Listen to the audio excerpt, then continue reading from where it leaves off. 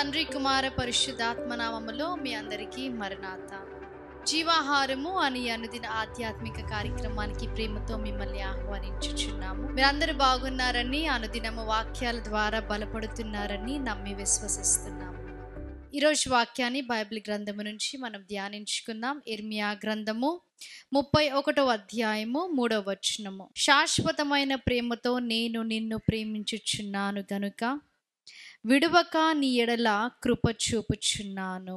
ఇక్కడ వాక్యంలో మనము చూచినట్లయితే దేవుడు శాశ్వతమైన ప్రేమతో మనని ప్రేమిస్తున్నాడు అని ఇక్కడ చెప్పుచున్నారు. ఇక్కడ ఇశ్రాయేలీయులతో దేవుడు ఈ మాటలు చెప్పుచున్నారు. I have loved you with an everlasting love. I have drawn you with an unfailing kindness. మనము చూచినట్లయితే ఇశ్రాయేలీయులు దేవుని నుంచి దూరముగా వారు వెళ్ళి ఉన్నారు, తిరుగుబాటు చేసి ఉన్నారు. దేవునికి విరుద్ధమైనది, అలాగే మరి ఇష్టము లేని పనులు ఎన్నో వారు చేసి ఉన్నారు. అయినప్పటికీ దేవుడు మరోసారి వాగ్దానము చేసి ఉన్నాడు.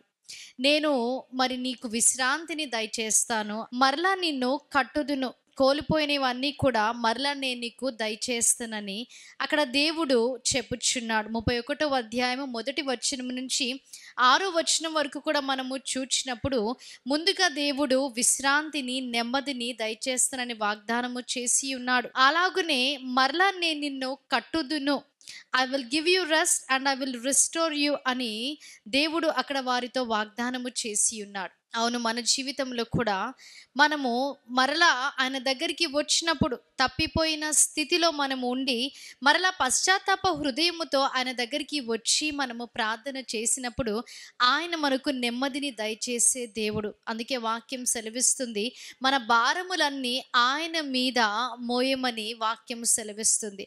మనం ఆయన మీద మన భారములన్నీ కూడా మోసినప్పుడు దేవుడు మనకి నెమ్మదిని దయచేసే దేవుడిగా ఉన్నాడు, విశ్రాంతిని దయచేసే దేవుడిగా ఉన్నాడు.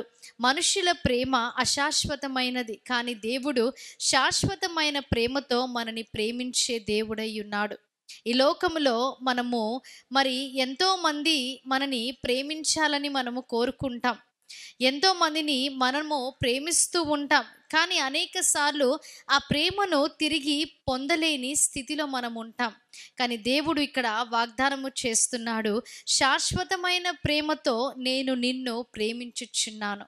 నేను నిన్ను విడిచిపెట్టే దేవుడని కాదు. మనుషులు విడిచిపెడతారేమో, కానీ దేవుడు మనని విడిచిపెట్టే దేవుడు కాదు. తిరిగి కోల్పోయినవన్నీ కూడా మరలా మనకు దయచేస్తానని ఈరోజు దేవుడు వాగ్దానము చేస్తున్నాడు. కాబట్టి మనం ఆయన దగ్గరికి వచ్చినప్పుడు ఆయన తిరిగి మనకు సమస్తమును దయచేసే దేవుడై ఉన్నాడు. ఇటు వాక్య వర్తమానాన్ని దేవుడు మీ వినికిడిలో హృదయంలో భద్రపరిచి దీవించి ఆశీర్వదించునుగాక.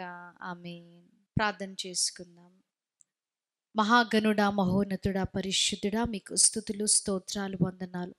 అవును తండ్రి, మమ్మల్ని విడువక తండ్రి శాశ్వతమైన ప్రేమతో మమ్మల్ని ప్రేమించుచున్న మా గొప్ప దేవ, మీకు స్తుతులు, స్తోత్రాలు తండ్రి.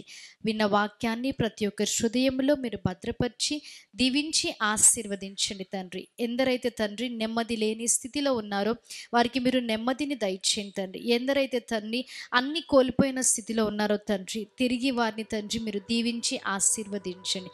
యేసుక్రీస్తు నామములో అడిగి వేడుకుంటున్నాం ప్రియ పరలోకపు తండ్రి, ఆమేన్. అందరికీ మరణాత. దేవుడు మిమ్మల్ని అందరినీ దీవించి ఆశీర్వదించును గాక.